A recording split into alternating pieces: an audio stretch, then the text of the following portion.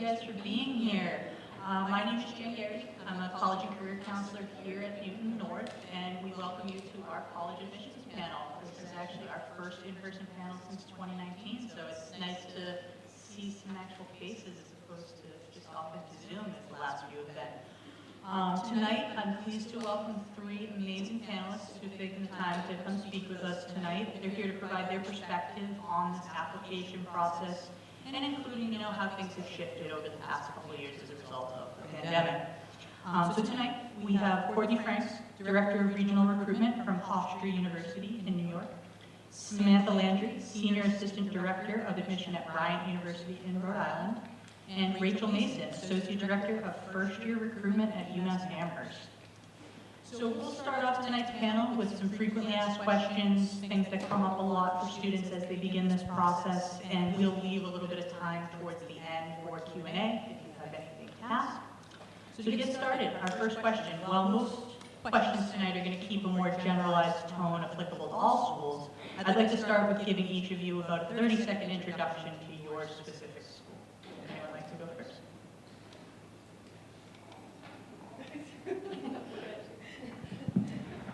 Hi there. So my name is Samantha from Bryant University. So Bryant University, we're located in Smithfield, Rhode Island, so we're about an hour away from here.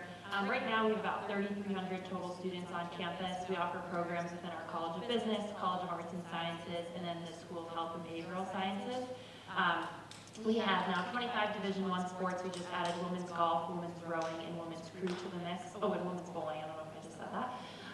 And then we just two new exciting programs that we just launched. We launched a 3+1 MBA program for students, and then we also started a 3+3 law program with Villanova Law School. So those are some new and exciting programs that we're offering on campus.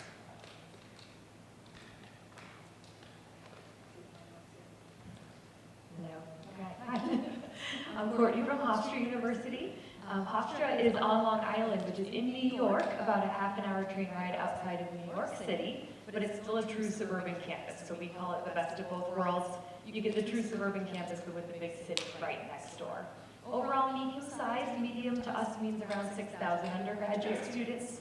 When you include our grad students, it's around 10 to 12,000, depending on the year. We offer 165 different majors. There's quite a few to choose from. We're a school that does not admit students based on majors. We admit students to Hofstra in general and allow students to choose their major from there. So many of our students mix and match, change their mind 1,000 times. We're pretty open to helping students find their path along the way as they move along. We do have Division I athletics. We're pretty well known lately for our basketball team. You may have seen us on TV recently, which was awesome. We do have a lot of opportunities for getting involved on campus, clubs and things like that. It's a very vibrant, very diverse campus. Again, with the city right next door, but still with that true suburban vibe. From here, I would say it's about a 4-ish hour drive away. And I'm unique in the fact that I went to Hofstra myself, and I actually live in Danvers, Massachusetts, right up the highway here. So I am a regional representative for Hofstra. So I'm always around. I'm sure you'll see me at your college fairs and things. So it's nice to officially meet you all. Good evening. My name is Rachel Mason. I'm UMass Amherst representative, but also a very enthusiastic alum of the university. UMass Amherst is the flagship campus for the Commonwealth University system, located in Amherst, the Pioneer Valley. We like to refer to it as the Happy Valley. It's about an hour and 45-minute drive from here. We are the largest of the UMass campuses, coming in at about 23,000 undergraduate students, about 6,000 graduate students to 30,000 in total. Interesting fact, when we are in session, our population density is second only to Manhattan. When you're talking about New England. So yes, we are out in a very rural setting, but then we are our own city into itself. We are ranked as the top 26 public university in the United States. So really a gem for our residents here in Massachusetts. Amazing value, great opportunities for research, internships, and co-ops. We offer over 100 majors and 60 minors that students do typically apply to directly, but there's still a lot of opportunity to change your major, double major, minor. Actually, I don't know about anybody else, but even our acceptance students are already asking if they can change their major, and we really are happy to facilitate that process. Some things that do set us apart, we are ranked as one of the top 20 coolest schools in the United States, according to the Sierra Nevada Club, for our commitment to the environment. We're ranked as one of the top 30 LGBTQ friendly campuses. A lot going on campus. Well, of course, we are incredibly proud. I won't say most proud of, but we talk about it a lot. Do you think so? We have the #1 dining in the United States, according to Princeton Review, for the last 6 years running. So if nothing else, do come visit us at campus just to stay and have a meal. I was for visiting all three of these, but I have to echo Rachel's sentiment there. I've had the food, and from where I went to college, it's much better. So next, what role does the GPA and also the transcript play during application review? Would you view one as more important than the other? And additionally, do any of your institutions recalculate the GPA? Yeah, so at Bryant, we do recalculate the GPA, which I'm finding that most universities are recalculating their GPAs. Right now, our average GPA is around a 3.5, and we will look at your senior year grades as well as your transcripts. So we will take a look to see the types of courses that you're taking, so those AP dual enrollment type courses.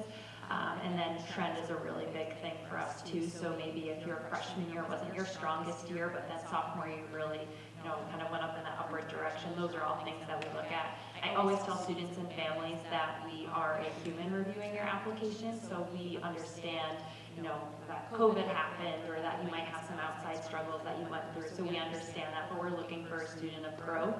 That's really our biggest thing. But we're not a school that, you need to have a 3.5 to get in. That's just our average. So we're looking at the big picture of our applicant. And then we'll also look to see your senior year grades. So the types of classes you're taking senior year, and then also how you're performing your senior year as well. I can echo that, yes. Transcripts are very important to us. I would say at Hofstra it's the most important part of your application, simply because it's showing us if you're going to be a good academic fit for Hofstra. So yes, GPA, but outside of that, what kind of classes have you been taking? Are you challenging yourself within the realm of what's offered here specifically? Or are you goofing off and taking 6 study halls and a gym class your senior year, right? I know none of you are doing that, but you know what I mean. Are you challenging yourself? Those things matter to us. Maybe we see that something happened during COVID, or you grew over time, or there was a dip for some reason, something happened in your life that you want to tell us about. So we're looking at the complete story of your transcript more so than just that numerical GPA. Something that I find that a lot of students don't know is that we do receive a school profile from your guidance office. The school profile tells us exactly what's offered at your high school. So if your school doesn't offer AP classes, it's going to say on that profile that they don't offer AP classes, right? So we're looking at that profile to understand what's actually offered at your school and what you ended up taking within those offerings here. So we use that to put things into context, especially COVID, what happened that year, to kind of understand what's going on at your high school and how you performed within that actual level of your high school too. There's always a little pause there when we turn our microphones back on. We're getting used to it. By the end of this, we'll have it down. UMass Amherst, just like all state schools, does recalculate. And what that means for us is that it's on a 4-point scale. We take into consideration AP, the dual enrollment courses, as well as honors, so it gets an extra bump in terms of that ultimate GPA. We also follow the state guidelines in regards to which courses we can take into consideration for that GPA, which means, for example, I'm really glad you did great in PE all 4 years, or health courses, but they will not ultimately be factored into your GPA as it pertains to UMass Amherst. If you're curious as to what that number might look like, you are more than welcome to visit the higher ed website. There's actually a little calculator in there you can go through, but see a little bit of what it is that we do. But just like my colleagues here, you're going to hear a lot about the holistic review.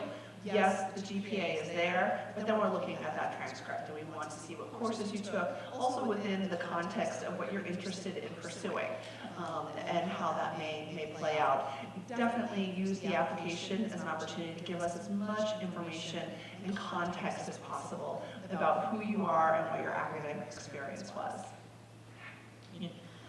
So since the COVID-19 pandemic, many colleges went test optional and continue to stay that way. So could each of you let us know what your school's current policy is? And if you are test optional, how does your admissions office evaluate students who choose not to submit?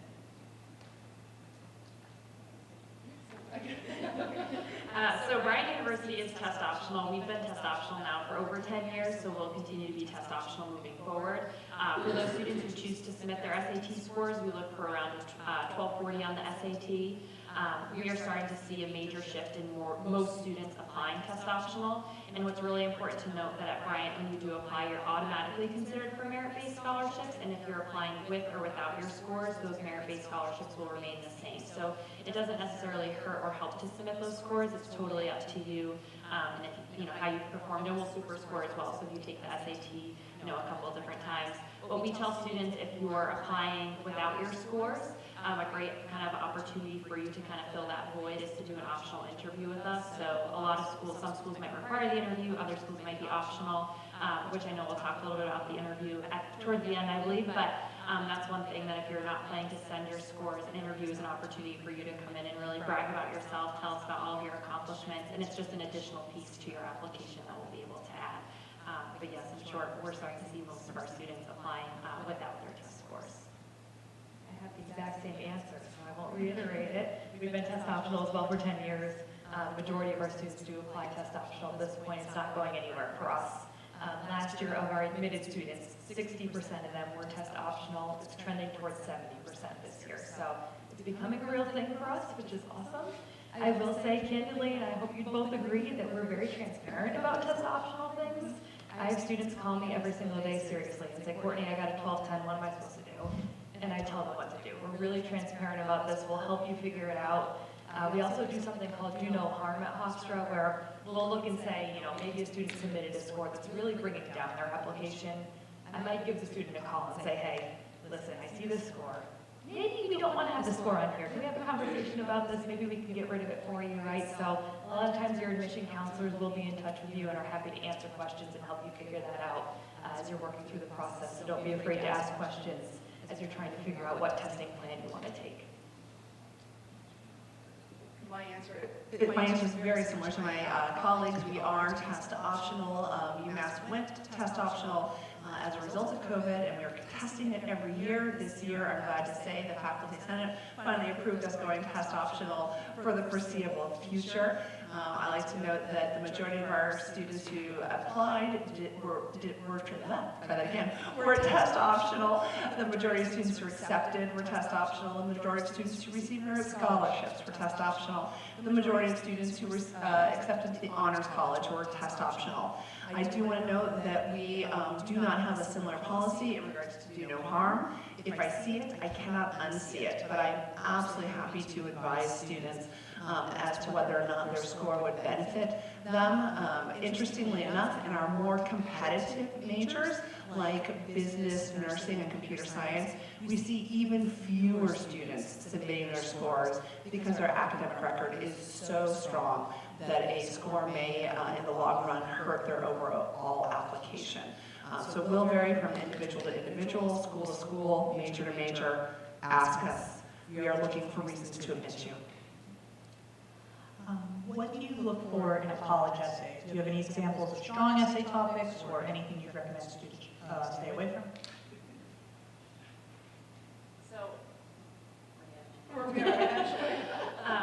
So I will say that the college essay is my favorite part of the college application process. So we receive over 9,000 applications, so that's going to be 9,000 transcripts, 9,000 letters of recommendation, but really only one of your essay, your chance to share your story, tell us a little bit about yourself. I mean, I read every single one of them start to finish, and my biggest thing is if there's a typo in the first couple lines, it drives me nuts. So that's one thing that I definitely avoid. But my biggest piece of advice with the essay is you should write your essay and only have 1 or 2 people edit that essay. Because if you send it off to 3 teachers, your school counselor, a parent, everyone's editing your essay, and it's no longer your essay, it's now everybody else's essay with some of what you decided to write about. So keeping it your story is really the most important thing. And I always tell students too, it doesn't always have to be this, you had to have this crazy thing happen to you. It really can be about anything. All of the essay prompts are already on the website, so you could even go on the Common Apps website and see what the prompts are. I always say start with like a web and look at all the prompts and then see what you could actually write most about, and then just keep brainstorming off of that. You definitely can't write your college essay in one day, so you could even start it now, start it over the summer, and kind of get the juices flowing there of what you want to write your college essay about. But everyone in our office reads the essay. It's a really big piece to your application. They mentioned like the holistic approach, so we'll look at everything in your application and really pull it apart and see everything that you have. Some of my favorite essays are even about students talking about their jobs and the people they've met throughout. I had one essay that always stands out to me, probably because I love ice cream, but the student wrote it about ice cream, her favorite ice cream flavors and how it relates to her life and her personality, which I thought was a very unique approach, something that I remember, but it's something that was unique and I think something that a lot of students could possibly, use to write their essay. I agree. It's mostly, a good essay is going to be an essay that's about you. That's the bottom line. It doesn't have to be about anything special. It's mostly showing us who you are as a person and what kind of values you're bringing to our campus. If you're going to be a good social fit for us, and we're going to be a good social fit for you as well. So it's kind of your place to shine outside of that transcript. It is my favorite part of the application as well. My piece of advice is to read your essay out loud to yourself. I know it's super awkward, but just do it. Because sometimes you notice that a sentence doesn't work right or something sounds wonky if you read it out loud. So read it out loud to yourself a couple times, see if it flows well, and sometimes that helps you edit it along the way. I'll give you an example of my favorite essay too. It's also food themed. You'll see there's probably a common connection here. Preface this to say I'm a vegetarian, okay? So my favorite essay was about chicken wings. A student wrote basically telling me all about chicken wings. He has his family chicken wing recipe that's really super important to his family. Yes, it wasn't about the chicken wings. It was about his family, how they all sat around and ate the wings together, and it was really important to him, and his favorite part of the week, and he ended his essay with the recipe for the chicken wings at the bottom, which I thought was awesome and so creative, and it told me about how he valued his family, and he valued his community and the people around him through the lens of this silly little chicken wing recipe, right? So again, it doesn't have to be about anything crazy. It could be about ice cream or chicken wings or whatever you're into. That's fine too. I want the recipe. I'm not a vegetarian. I just echoing everything that my colleagues have said here. In 23 years of higher ed admissions, I've read a lot of essays. And let me assure you that you don't need to write the best essay ever in the entire world. It needs to be a good essay. It is one essay in your academic career. You've written a lot of them. Sit down and write it. It's the same structure that you're used to. It's always good to show some growth. So if you have a challenge, tell us about how that impacted you or how you're kind of moving forward in the future. One piece to point out is that the maximum word count is 650 words. That is a limit. It is not a goal. Okay. Saying more is not always more. Being concise could be a really great asset too. Also know you will have other opportunities in the application to write a little something. And I love the short answers. I love hearing about the why this major question. Why UMass Amherst? Be really careful. Cut and paste can be your enemy in Common App. Let me tell you, if I hear about how wonderful Boston University's business program is, it happens every year, absolutely every year. We're not going to hold it against you. You're human, right? We all give each other a bit of grace, but just try to avoid those little moments. You'll also have an opportunity to talk about community disruption, if you changed schools, how COVID impacted you. So take a look at the entire application to get a sense of where you have your opportunities to tell us more about yourself. Lots of great applications this year, though, in terms of things not to write about. Think about your audience. Complaining about your mother does not go well with me or anyone else.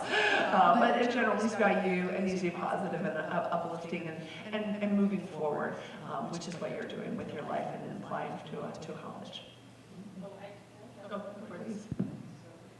Kind of thinking of like what not to do for the essay. One thing too is if you repurpose maybe a school assignment, I always find that that's not really the best way to showcase your strengths, really. So copying a history paper that you wrote for a history class doesn't really maybe apply to your college application and who you are. So that's something to think about too when you're thinking about what to write your essay on. Just because you received an A on this one paper you wrote for your history class may not be the strongest, college essay. what role do extracurricular activities play in your admissions review?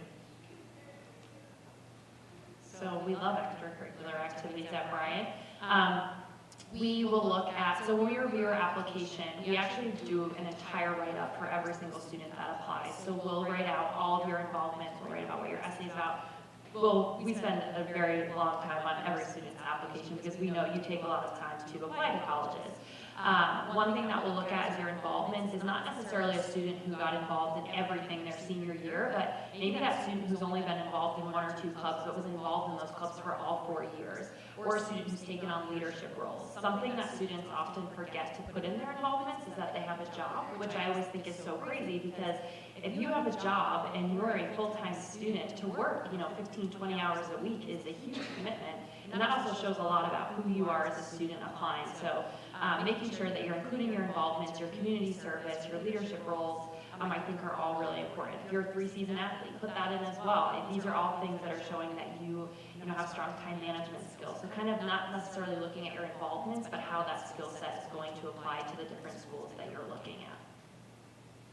Same.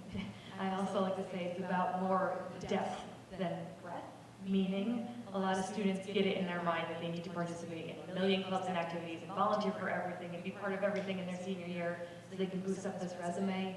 It's not always about that. Sometimes you're on the soccer team for 4 years and you rose to the position of captain by your senior year, and that's super radical and it takes up your whole life, and that's what you do. And that's fine. So it's okay to have one super special thing on there and a few little extras. It doesn't have to be that you're participating in every single club under the sun at your school. We like seeing leadership, right? So if you have risen to a leader in your club or activity, brag about that. We like to hear about those things. We can also look at unconventional things too, right? I've had students write about how they might volunteer on the weekends, or they babysit their siblings, and that's their after-school activity. Maybe they have a passion for baking cupcakes, and they want to tell me about how they love baking cupcakes every weekend, right? This year I had a few students who are TikTok stars. They gave me their TikTok handles and said, I'm really proud of the content that I've been creating on TikTok. I want to be a film student at Hofstra, go check it out. And I go and look at their page and see what it's all about. So it can be silly things like that too, keep in mind that it can be the unconventional stuff, but mostly showing growth over time, showing commitment over time, and leadership certainly stands out for us too. So this thing happened a few years ago called COVID. You may have heard about it, it may have impacted your life, it may have kept you at home, may have prevented you from being involved in activities in the way that you had envisioned yourself or seen your older brothers or sisters involved in. Unfortunate situation, massive tragedy, we are aware of it, right? And it's okay. Interestingly enough, talking with colleagues across the country, in terms of what we know students have been struggling with in addition to access and being able to actually go and do these clubs and activities, is mental health challenges. We've read more essays about depression and anxiety, struggling with learning, struggling with learning from home, all of those factors. Let us know that. We are we're understanding of it, and you're not the only one. You're not the only one that feels as though there's holes in your activities. It's okay. It's okay to talk about how you've re-entered high school, what you've begun to do, and what you look forward to doing as well. So don't feel like you're lacking. Very few, I don't know if any actually, schools have a number that they're looking for and ticking a box, and you either pass it or you don't pass it. Everything that you have done is absolutely appropriate for your individual situations, and we appreciate that. Also for our students who learn differently, we know that being in school and maintaining your academic rigor can take up a lot of time and is exhausting. Let us know about those pieces as well. I really want to focus on giving us information that provides context so that we can then look at the whole picture and have that understanding of you as an individual. Something too is, connecting with your admission counselor early on is really important in the process too. So all the students they'll apply in August when it goes live, but then they'll email me in the fall or winter months that they were inducted into National Honor Society or became captain or was, star of their school play. These are things that we can also add to your application. So if you apply earlier and then maybe these things happen to you, all you have to do is send us an email or a call and we'll add this to your application because we don't want you to miss out on these things either. So we want you to share those experiences with us so we can then add them to your application. No, absolutely. We talked a little bit about it, but could one of you explain what is the Common Application and when should students start to work on that? The Common App. It has made our lives so much easier, and yours as well in the application process. So the Common App provides a platform for gathering information and submitting applications electronically to schools. It facilitates information not only for the student inputs individually, but as well as information from your school in terms of transcripts, letters of recommendation, and so forth. It makes the process much easier in the fact that most schools are going to ask for a lot of the similar pieces. Right? There'll be some variation, but pretty much application, transcript, letters of recommendation, extracurricular activities. Then we have the opportunity as institutions to insert individual questions, requirements, additional essay, that sort of thing. In terms of when to start thinking about it, the Common App does not open until August 1st. So you can't start it until then. Depending on the institution, I'll let you award. There's usually no award for being the first person to complete your application. It just doesn't happen that way. It is great though because once you do start the application process and submit your app to schools, it allows us to communicate as well with you, with your guidance counselors, so you know what pieces are missing and still required. It is important to look at the special requirements per school, which you can find typically easily, but don't make assumptions. So for example, at UMass Amherst, students who are applying to architecture are required to submit a portfolio. Well, you can't get access to that platform to submit your portfolio until you've submitted your application, which means if you're submitting your application at 11:58 p.m. on the deadline, you're not going to have enough time to submit that portfolio and meet the deadline. So really give yourself enough time in that regard. Do be careful about different requirements, and that, again, that cut and paste that I referred to earlier, it's a thing, it happens, you really need to watch out for that. Also, kind of looking back at the SAT, ACT requirement, the Common App gives you an opportunity to self-report your scores. Some schools will take that into consideration and will factor that in. Other schools will not. They require that they be submitted by the College Board. But be careful and deliberate in the information you provide to each individual school. So I definitely recommend applying to one school and then give yourself a little break before you apply to another. Don't sit there and in the course of 1 hour submit 8 applications. Be diligent in terms of the number of schools that you pick. It's time, it's money, and effort for each of the schools that you're applying to. Though if you're interested, the limit for the Common App is 20.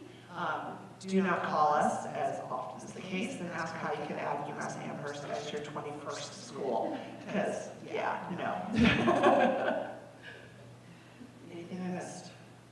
Oh, that's perfect. Great. I co-op at the 21st school. Yeah.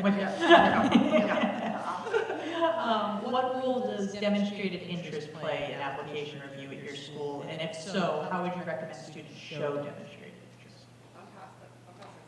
None at UMass, so. I can start to take over. All right, so demonstrated interest does matter to us here at Hofstra. It's not going to make or break your application, but more so we consider them brownie points, right? So demonstrated interest, for those who don't know, is taking an action to show that you're interested in the university or college that you're looking at. So it could be that you took a campus tour, or you emailed your admission counselor to say hi. Maybe you attended a virtual visit, or you attended a thing like this and you came up and said hi to me afterwards, right? So those little interactions along the way is to show us that you're interested in us. It's kind of flattering to us, right? So we like to see it. It makes us happy. But what happens is sometimes there's students who we may be on the fence about. Maybe their academics don't fall within our typical profile, but there's something on their application that we really liked, and it made us think that they were going to be a good fit at Hofstra. If I look at that student and I say, well, they've never been on our website, they've never emailed me, they've never come to visit, they've never taken a tour, come to a college fair, or anything, I think they just applied because the application was free. We may not admit them. If it's a student who I know their name because they've emailed me before, and they came up to me at the college fair and took a brochure from me and filled out their name on one of those little cards that we have, I say to myself, okay, they're interested in Hofstra. They took the time to come up and talk to me or email me or came to our virtual thing or whatever they did. clearly they're interested in us and they applied for a reason. It could be the tipping point to set you over the edge into admission from there. Demonstrated interest doesn't always have to be coming to take a campus tour or something really crazy like that. As crazy and scary and weird as it sounds, when we send you all those super annoying emails, we can see if you open them. So open them. That counts as demonstrated interest for us. You don't even have to read it. Just click on it. That counts for us. So those little silly things, just interact with us along the way. Know that we're keeping track of it. It's not going to make or break your application, but if we might be on the fence about you, it's something that could help you favorably down the line. That's at least how Hofstra does it. Every school is different, so make sure you ask this question of all your schools that you're looking at. I'll get it. So, exactly the same. One thing I will say about demonstrated interest in the world of Zoom, we still offer a lot of virtual offerings.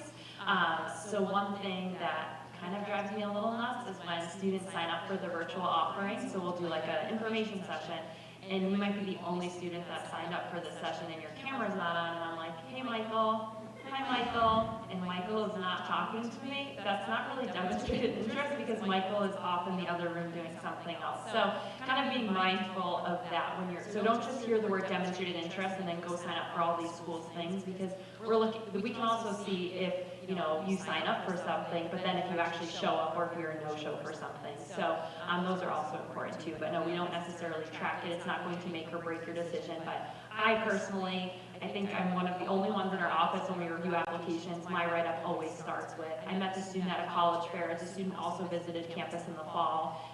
It's just kind of like an added bonus to your application. But then I'm like, Michael was on Zoom but never said hi to me, so there's that too. So just something to think about. Can you speak about the early application options at your school, and if you offer both, can you talk about the difference between early decision and early action? Yes, so at Bryant, we offer regular decision, early action, and early decision. So we offer all three. So we offer several different deadlines for a couple different reasons, but mostly because we understand that every student is at a very different part in the college search process. So early decision is that binding decision, so Bryant is your number one choice, it's where you want to be. You would apply to Bryant early decision. You apply early decision, you hear back early. Early action, our deadline is November 15th, so you're applying in that earlier fall months, and then you're going to hear back from Bryant around that first week of January. You apply early, you're still keeping all of your options open, and then regular decision for us is due February 1st, and so students who apply by February 1st, they'll receive their decisions by mid-March. So it just kind of depends where you are in the college search process. At Bryant, it's not one of those things, if you apply early action, we're going to take you more seriously than a student who's applying regular decision. Again, we understand that every student is at a different part of the college search process. So that is a big question that we often get asked is, you know, does that matter when I apply? I will say though that we do receive most of our applications in the early action applicant pool, so that November 15th deadline. Hofstra, all of ours are non-binding. So the non-binding ones are early action and rolling. Those are the two that we have. Early action, we have two early actions. One is November 15th and one is December 15th, just to make things complicated. And then rolling after that as well, similar to Bryant. There's no difference when it comes to like admission criteria, scholarships, anything like that amongst any of those deadlines. They're all exactly the same. The only difference for us is how quickly you hear back from us. So typically if you apply by November 15th, you hear back by the holidays. If you apply by December 15th, you hear back by mid-January. If you apply rolling, you don't hear until after the holidays. So similarly, most of our students apply early action just because they want to know their decision by the holidays. They can relax, wait for all the decisions to come in, and kind of enjoy the end of their senior year. So earlier is typically what I recommend. They're all non-binding for us, so it doesn't really matter either way. But if, you know, sometimes students will say to me, my freshman year wasn't so great in high school. I really want to wait for those first quarter senior year grades to come in and boost my GPA up a little bit. So sometimes I'll have a conversation with that student and say, you know what, maybe we do the second early action deadline, or maybe we do rolling for you so that we can incorporate some of those fall things into your application. So certainly it is student by student, and you're going to want to work with your school counselors and with your admission counselors as well to figure out what plan works best for you. Similarly, as for UMass Amherst, we have two deadlines, early action and regular decision, so they're both non-binding. Early action is November 5th, regular decision is January 15th. In terms of how we read the applications, it's very similar. There's not a different standard. We do see a significant increase in the number of early action applications that we are receiving. And we do encourage students who are considering a competitive major to submit early action if possible. But ultimately, apply when your application is complete. If you have any questions or difficulties, let us know. A little known secret, if you, for some reason, your computer truly does crash the night of that deadline, just let us know the next day. There are humans on the other end of that, and we're understanding, but do not build that in as your safety plan. Just say, if it happens, we get it. Do you have any advice about financial aid or FAFSA that families could think about in this stage of the process as second semester juniors? It goes live October 1st, which will be here before we know it. We encourage all students and families to apply for financial aid. So when it goes live, we would say it's always best to fill it out around October 1st. The earlier you do it, the better. It was once described to me as a giant pot of money, and as time goes on, that pot is going to get smaller and smaller. So definitely filling it out sooner rather than later. A big thing for financial aid too is it's great if you fill out the financial aid, but it's also going to ask you the list of schools that you plan to apply to. It's really important that if you plan to apply to Bryant and you plan to apply for financial aid, making sure Bryant is both on your Common App and your financial aid. We can't make a financial aid package for you unless you list Bryant on the financial aid website. So oftentimes we'll have students and families call saying, I don't have financial aid, and then financial aid will say they didn't have Bryant on their list. And then once they go back in an ad, we're able to pull all the information. And students will get their financial aid package once they're admitted. They'll get their merit-based scholarships and their financial aid. It comes immediately after. I will say take this opportunity to start planning early. It's never too early to think about finances when you're thinking about college and your plans. The three of us were commiserating in the hallway before we came in. This week is the big deadline. Students have to choose by May 1st. Where they're attending college. So we're all hearing good news, bad news, all sorts of news for our students right now. And many of them are calling this week saying, I didn't even look at my financial aid package until this week, can you walk it through with me? And at this point, it's almost too late to apply for additional scholarships and things like that, right? So don't be that student. Plan ahead, think about it now. Most schools advertise their cost right on their website. Many of them have a net price calculator online or something similar as well, where you can fill it out and estimate your total cost of attendance, including a scholarship and financial aid. Looking at those things can help you, right? It can tell you which schools to apply for, which ones you may get lucrative offers from. It could also tell you, this is my dream school and I may not get as much scholarship as I want from them. So let me start looking at outside scholarships now and planning ahead and figuring out how I can save some stuff away and plan to get a job on campus, right? So just think about planning now in advance so that you have some backup plans and some ideas in your mind for down the line when you do get those decisions back from us that include both the need-based and merit-based aid down the line.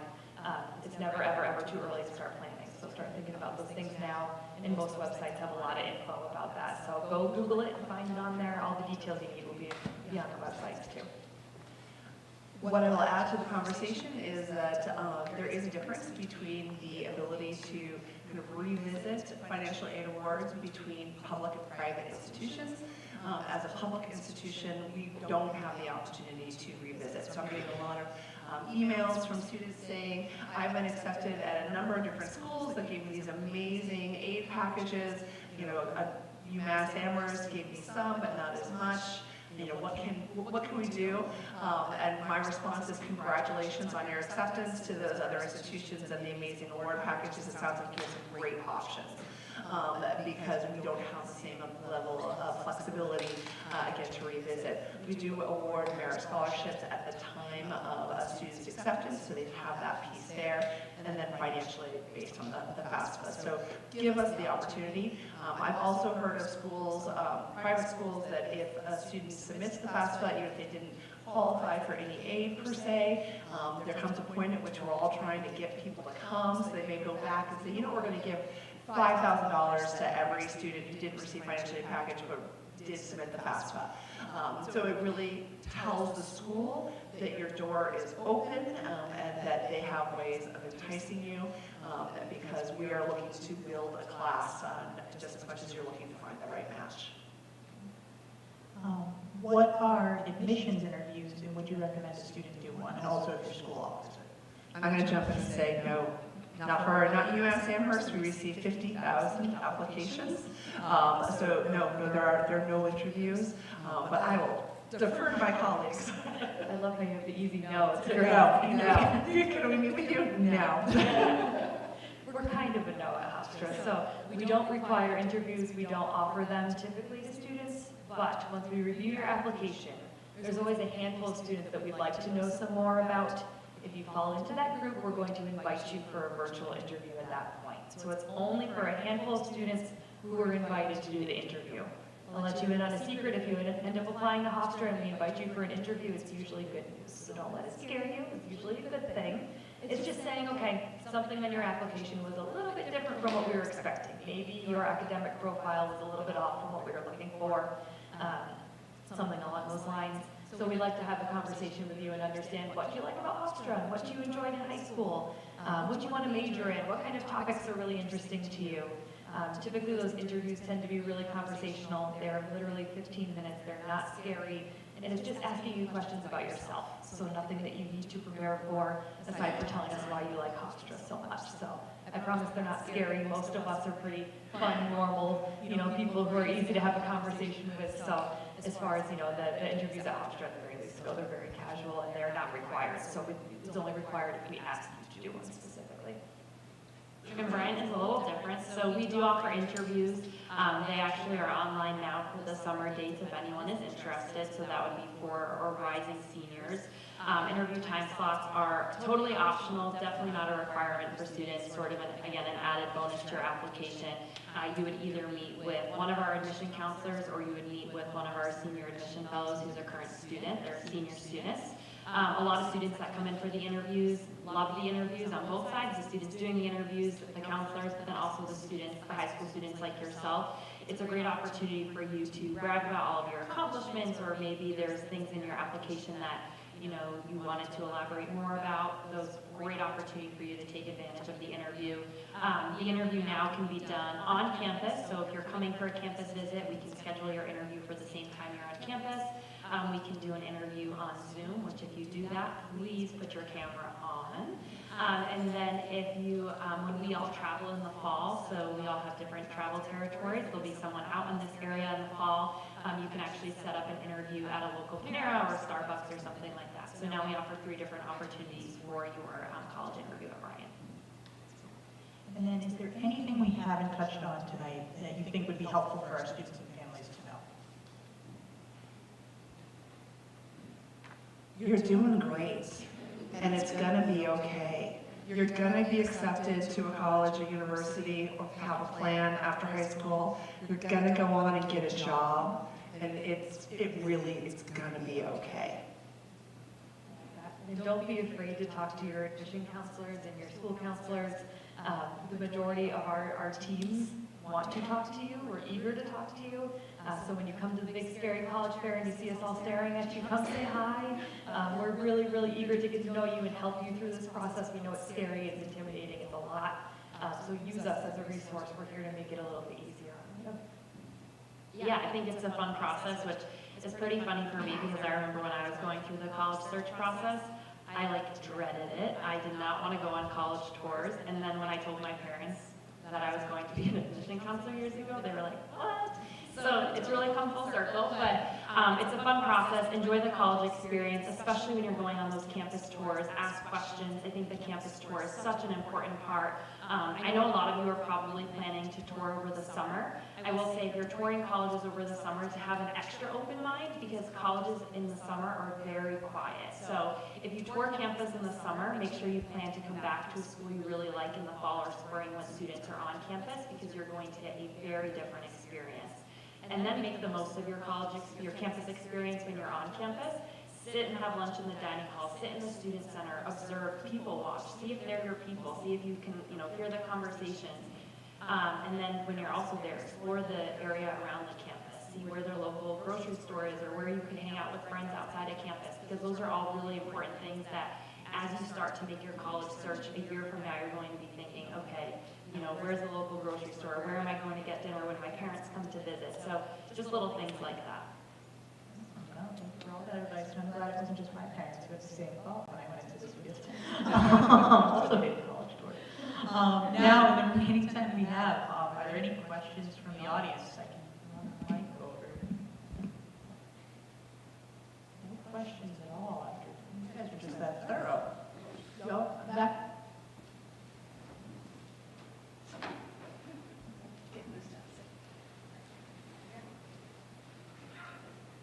Straight in the back. I can be loud. What is the deciding factor of being test optional? And it seems like each year you make a decision. What decides if you're test optional or not? Absolutely. So the question was about how an institution decides to go test optional. And I'll jump in first, if that's okay, because it was recent for UMass Amherst. COVID made us go test optional initially, and we did every year as kind of a test run. We've made our final decision now that we are 4 years out, and we are able to look at a full cohort of accepted students, as well as the following classes as well. And we are a research-based institution. So I have no idea why my phone is now telling me that I need to be somewhere. And our research found that our test optional students did as well, if not better, academically than the students who submitted their scores. So in terms of the admissions process, it had no true value in determining a student's likelihood for success. That's exactly for us too. We went test optional 10 years ago, but the first 3 years or so were a pilot. We looked at retention, meaning how many students come back to Hofstra year after year after year, and our retention increased. So most students were sticking around and actually graduating. More of them were doing better in their classes. We had a more diverse incoming class. So it was just all green lights from there. So for us, we said, we're not going back. This is going really well for us. Thank you. How do schools weight? Okay, so the question is, how do we weight or recalculate a GPA? And it will vary from institution to institution as to whether they do it, which classes they consider, and on what type of a scale. So it is typically on a 4-point scale, so 4 points for an A in a class, 3 for a B, so on and so forth. If you take the course as an AP class or dual enrollment, meaning you took it at another college or university, if you get an A, you get a 5-point for it instead. So that's how we see these 4.2s, 4.3 GPAs. Though don't feel as though that you need to have done any of those things. Having a traditional, rigorous high school curriculum is good. Do what's best for you. But then, as I mentioned earlier, it depends on the institution. We may have to consider all courses. So in terms of the state's requirements, we need to look at classes you took for the full year. We can only count one elective per year, per academic year. It's getting into the weeds. Don't worry too much about it, but your guidance counselors also can help provide some direction there. Okay. So for the state of Massachusetts specifically, you can go to the Department of Higher Education and just type in GPA calculation, and it will bring up that number for the worksheet for you, and it'll give you all the courses we consider, the classes that you need to have for consideration, more information than you need, but certainly if you'd like to delve into it, you absolutely can. This question clearly does not apply to North, but and to peers. There are a lot of underserved schools that have over 80 courses. So how do you weigh those applications and how do you put them all in the same pot and you were able to decide whether they're really up or not? That's where the school profile comes in. So we're going to know. Nice thing about us is we travel to all these schools, so I come visit your school every year. I know your school counselors very well. I know your profile very well. But we do get a lot of information about each specific school that we look at alongside of the transcripts. So we look to see what kind of classes are offered here. Do they offer AP classes? Do they offer IB classes instead? Or college level courses? Or none of the above? Or all the above, right? And we have specific weighting for schools who don't have those. So for example, a school for Hofstra who may not have any AP, IB, or college level courses. We may look at their transcript and their school profile, and the school profile may say our honors level is the highest that you could possibly get here. So we're going to take that, and that counts as our AP scale, right, within that specific school. So we're looking at that school profile and looking at what the highest level rigor course is within the offerings at that specific school, and then weighting appropriately within that school only. Does that make sense? Yeah. And then to kind of go off of that too, at Bryant, we read by school groups, so we would actually read all of your school's applications at once and then move to another school. So, and we would never compare a student from one school to another school. So that's kind of going off of that school report. And then having your admission counselor, I mean, we just become very familiar with the schools. And I would say if we ever have a question about a transcript or what's offered at a school, we'll just call the school counselor and they'll get right back to us. So we never make decisions without kind of like not knowing anything. We'll always make sure that we know what's best for the school and each school group and individual student.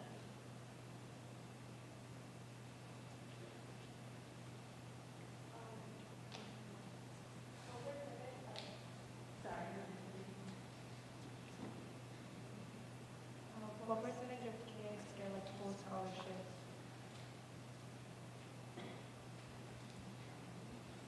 It'll vary from school to school. There, in terms of the University, Massachusetts Amherst, it's a small percentage that are going to receive a full scholarship.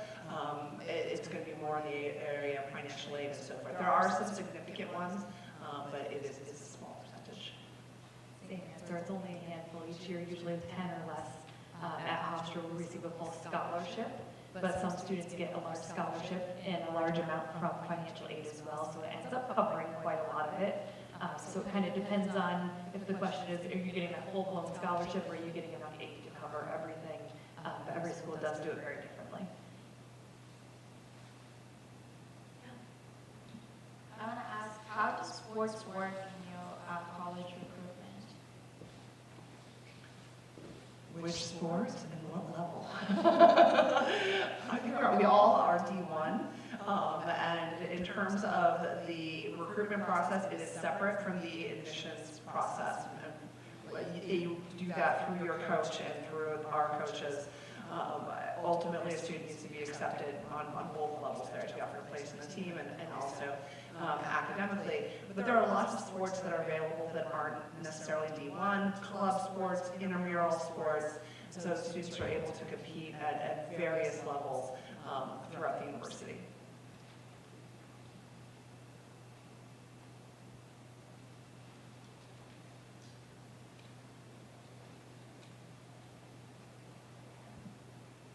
Is there a better chance of acceptance if you choose early action, or is it the same as regular decision?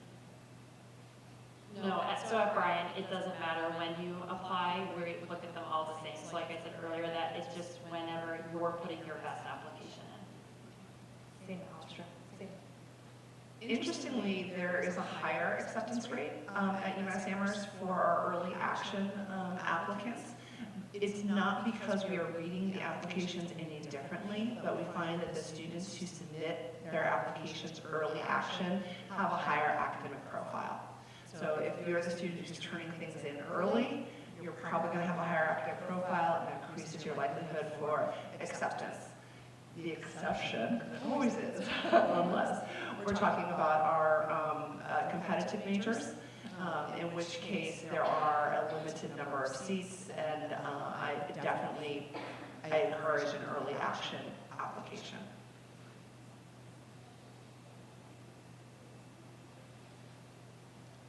Shout it out.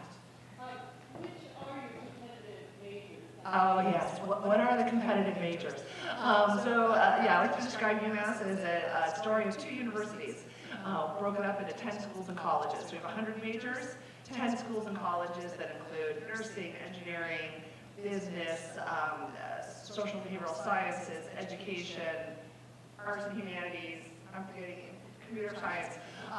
So in terms of the competitive majors, we're talking nursing is our most competitive major at about a 10% acceptance rate. Computer science is going to come in at about a 15% acceptance rate this year. Eisenberg School of Business offers both Bachelor of Arts and Bachelor of Science. In terms of our BAs, those are like marketing and so forth, that's about a 30% acceptance rate.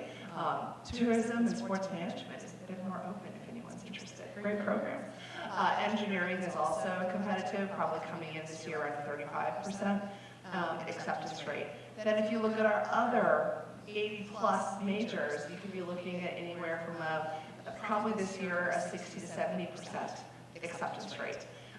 And there will be some exceptions in there too, in terms of like architecture is increasingly competitive. Hofstra is different. When we admit you to all of our majors, so it doesn't matter for us.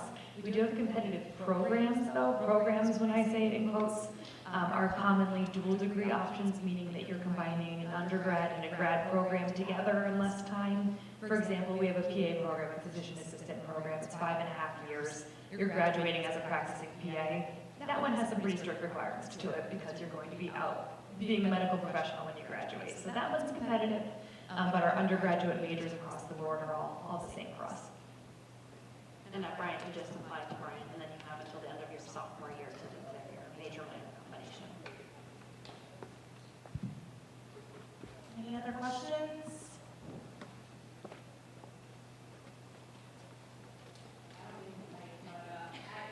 Going back to the acceptance rate thing, as a junior, all I heard about your PE and, you know, I can talk about early action, but is there a huge difference in the acceptance rate for those that sort of lock into that commitment and still early students? Yeah, so our early decision pool is very small. So we typically see more athletes apply early decision. And then most of our students are early action, and kind of going back to what we said earlier too about, you know, those higher achieving students typically apply early action, which end up yielding the percentage is just higher there. But they're not viewed any differently when they apply. But I would say our smallest applicant pool is definitely that decision, early decision. Early decision is also tricky because it's binding before you have financial aid. So if financial aid is a big factor, we don't really encourage early decision, and more so early actions so students are able to keep their options open. Just as a general piece of advice, and I recommend parents and students sit down and agree to this now if you can. There tends to be an oversharing of the application process, right? Everyone asks you where you're applying, what your major is, where you visited, all of those things. And you're also hearing feedback from other people who applied early action, early decision, all of the pressures that aren't important. This is your experience. And frankly, it's nobody else's business where you're applying, right? But you gotta be a tight ship here. So that means when your relatives, your grandparents, your uncle and aunts ask where you're applying, you've gotta be able to have kind of a party line of, you know what, we really look forward to telling you where where Lucy has committed to on May 1st. Until then, you just don't share it, because the minute you start sharing it, lots of people will have really unimportant opinions, and they'll want to get updates from you, and it's just not necessary. So I encourage a new culture where we just don't need to talk about it. Excellent advice. Complete 100% co-sign.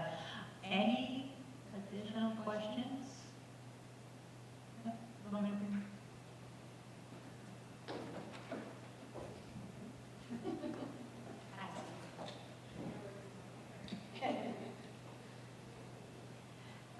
Sorry, I came in late, so I don't know if you already mentioned this. We're hearing a lot between social media and friends are like this admission, oh, this person got accepted to MIT, but yeah, not UMass Amherst, or I have all these APs, all these things, and I got all these rejections. Like, how do you respond? Like, how do you put this in reality and not have it magnified, because it's just becoming, it's just like a drum roll, and it sounds like it's too much and not unnecessary, but it's in your face, and I don't know how to respond to my child about, like, ignore this. Ignore it. I will say that, in terms of some institutions have seen a dramatic increase in applications. but not all. We actually, there's fewer and fewer students who are entering higher education and pursuing a college degree for various reasons, much of it to do with just the population itself in terms of students reaching the age of 18.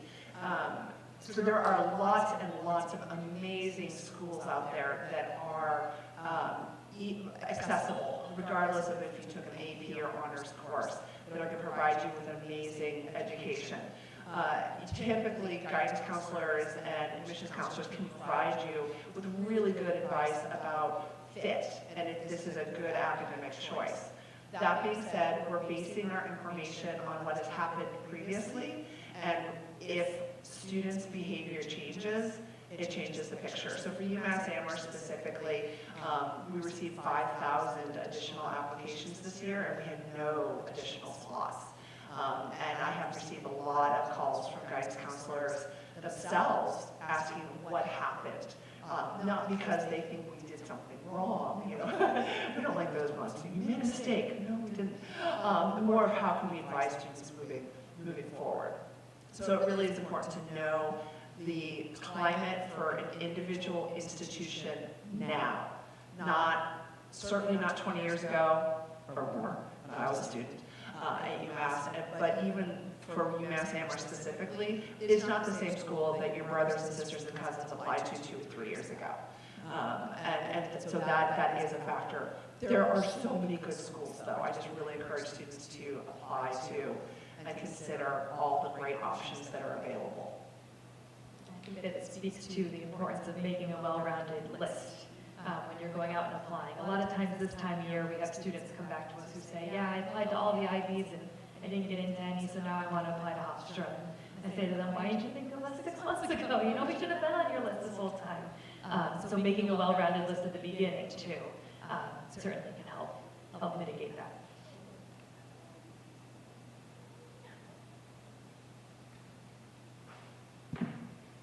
This question is specific to UMass Amherst. Would you say that the students have a better chance of acceptance if they go as undecided versus saying that they want to major in biology or something? So we do offer, so if the question is about applying undecided. At UMass, you do have the opportunity to apply undecided. You also have the opportunity to apply to what we refer to as exploratory tracks. So within those 10 schools and colleges, you can apply undecided within arts and humanities, undecided within engineering. In terms of a better, there is statistically some advantage to that. That being said, that's based on previous years. If everyone all of a sudden decides to apply to an exploratory track, then those slots will become limited as well. So, but traditionally, yes, there is a higher acceptance rate into those tracks. It is important to note we do have closed majors, specifically that's nursing and business. So if you are not directly admitted into those programs, you cannot transfer internally to them later on in your sophomore year or so forth. So it really is important to just talk to all of us, and we can do the best we can to advise the student based on their interests. Ultimately, you need to apply to what you're interested in pursuing, because trying to figure out kind of gaming the system isn't the right word for it, but trying to find out like a kind of back door does not work well.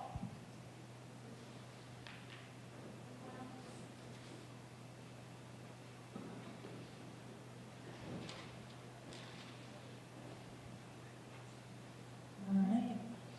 Thanks, guys. So that about wraps up the time we have tonight. I want to special thank you to each of our panelists for their thoughtful answers tonight, coming to speak with the Newton North community. Thank you all for being here tonight.